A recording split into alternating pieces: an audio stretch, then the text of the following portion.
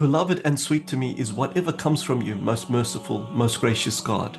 Whether it is a rose in full bloom, in which its appearance brings joy to my eyes, and its heavenly fragrance awakens this slumbering soul, pleasing my senses, or the thorn hidden beneath that beauty, which can potentially bring me pain and harm. If it comes from you, it is beloved to me.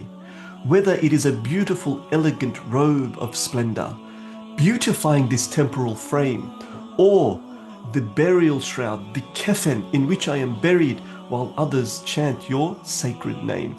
If it comes from you, O Allah, then it is beloved and sweet to me. Allah subhanahu wa ta'ala says something very beautiful in relation to this in the Quran. He says, or he poses a question, أَلَا يَعْلَمُ مَنْ خَلَقَ? Is he not aware of his creation? Who knows his creation better than he does? Who knows the creation better than the creator? And then he follows with something very interesting, because one may call to mind, one may say, well, he knows his creation best, but that doesn't mean he cares most for his creation. So he follows with these two interesting names and attributes. وَهُوَ اللَّطِيفُ الْخَبِيرُ. And he is the most gentle, he is the most kind, he is the most subtle, and he is all aware. There is no one that's going to want what's best for you more than Allah. There is no one that's going to want you to succeed more than the creator of you.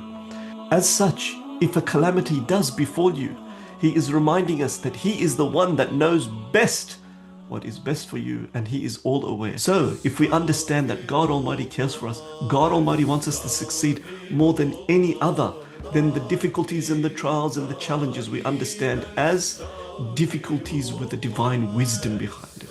Trials and challenges with the divine wisdom behind it. That if it comes from God, it must be good for us, whether it be in this world or the next world. And therefore we say, Kahrında hoş, lütfunda hoş.